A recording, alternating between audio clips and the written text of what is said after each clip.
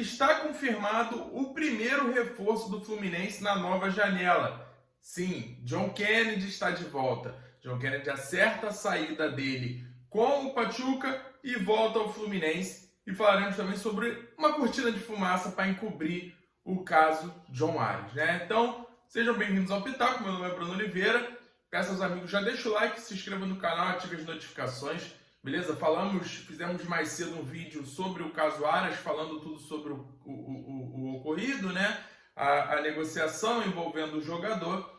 E vamos trazer agora sobre a volta de John Kennedy, o primeiro reforço dessa janela de meio de ano para o Fluminense. Jogador que vem para ser o novo camisa 9, sem ter o 9 na camisa, mas para ser uma sombra aí para Germancano, que é o atual titular, e Everaldo, que é o reserva, né? O jogador que estava relacionado para o jogo diante do Pachuca, mas foi tirado do banco a partir do momento que o Fluminense encaminha a volta dele às Laranjeiras, né? Lembrando que, esse caso, o Fluminense vai pagar uma compensação financeira ao Pachuca. E aí a gente entra naquela situação de que um jogador do Fluminense está emprestado e a gente tem que pagar para trazer ele de volta, né? Esse é o nosso Fluminense, esse é o planejamento do nosso Fluminense. Espero muito que a vinda do John Kennedy não possa impossibilitar a vinda de um outro atacante, porque senão a gente vai cair naquela mesma seara que a gente tinha em 2024. É John Kennedy, é Germancano, sempre um jogador que ou está em baixa ou não vai resolver, né? Que John Kennedy que vai voltar? Aquele John Kennedy decisivo que tivemos na Libertadores, ou o John Kennedy pouquíssimo interessado de jogar, de ser profissional, que a gente teve durante praticamente toda a passagem dele pelo Fluminense? O John Kennedy que não consegue focar dentro de campo, que em 2024 tinha tudo para ser titular absoluto e começa o ano extremamente acima do peso, individualista ao extremo, e completamente irresponsável em suas condutas, não consegue ser titular, abraçar a sua chance. Aquele John Kennedy que a todo momento tem que estar dando motivação para o jogador, como se jogar no Fluminense, jogar num grande clube de Série A, jogar num clube que disputa competições internacionais não fosse um motivo mais do que suficiente para o jogador estar motivado. Então, amigos, estamos falando de um clube profissional como o Fluminense Futebol Clube, não estamos falando de uma casa de reabilitação. Você vai trazer jogador para reabilitar ele de novo? Até quando a gente vai viver esse loop? A gente precisa aprender a encerrar ciclos. A gente fala aí sobre encerramento de ciclo com o Germancano, a gente fala inclusive com o Paulo Henrique Ganso, né? Já se falou lá atrás com o Felipe Melo, teve o Renato Augusto que pediu para sair, inúmeros outros jogadores. A gente já deu inúmeras oportunidades para John Kennedy. Será que dessa vez vai? Até quando que o torcedor vai ter que ficar nessas dúvidas do será? Será que vai ser a solução agora?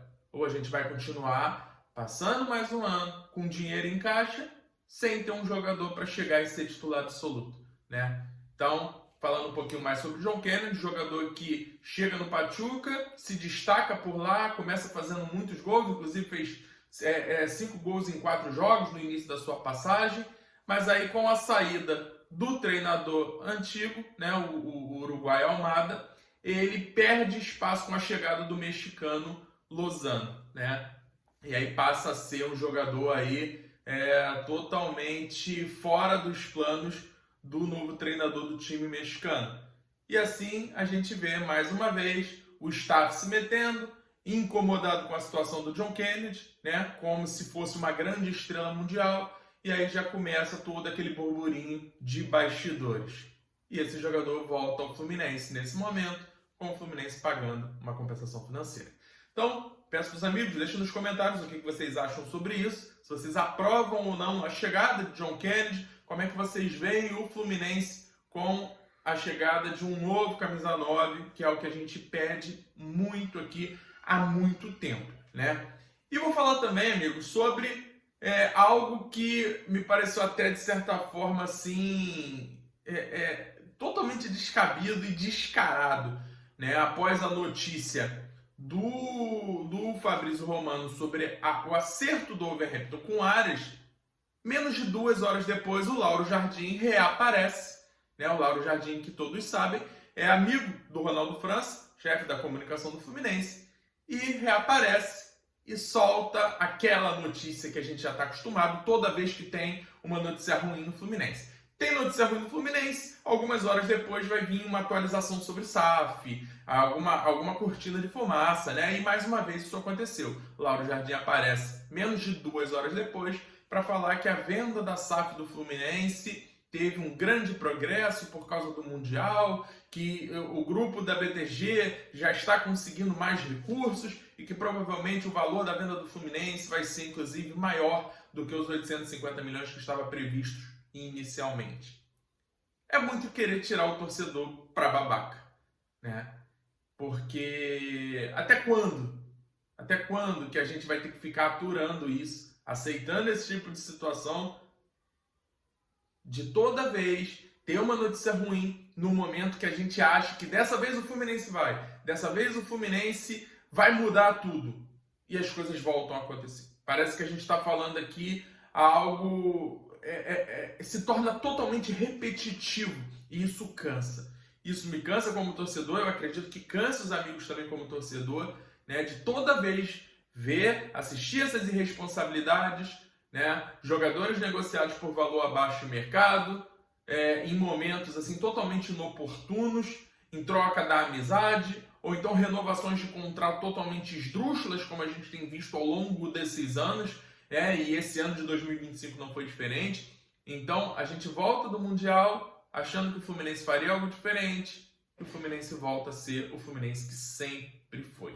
Ou seja, se alguma coisa acontece de bom, acaba que vira uma exceção. A regra é isso aqui que a gente está vivendo, né? São reforços duvidosos, valores investidos em contratações totalmente fora da realidade e jogadores nossos que saem por valores abaixo de mercado. Por que para o Fluminense funciona dessa maneira? A quem interessa agir dessa maneira, né? O porquê que isso acontece? Porque a instituição nunca é tratada como prioridade. São perguntas que a gente tem que fazer porque envolve o nosso Fluminense, né? Então, meus amigos, fiquem de olho, cobrem, não caiam em qualquer balela, não caiam em cortina de fumaça, porque é isso que eles querem que aconteça. Que a gente esqueça as situações ruins e foquem em situações hipotéticas, né? Porque há quanto tempo a gente ouve essa conversa? Enfim, deixo aí a reflexão para todos os amigos. Se não acontecer nada de anormal hoje, voltaremos amanhã com mais vídeo aqui no Pitaco. Mas se tiver mais bomba explodindo, mais tarde estaremos aqui de volta para bater um papo com os amigos, beleza? Então é isso, deixa nos comentários aí o que vocês acham sobre isso. Deixa o like, se inscreva no canal, ative as notificações. Faça tudo isso aí que vocês já estão acostumados para ajudar a gente, beleza? Então é isso, saudações colores, até a próxima. Valeu!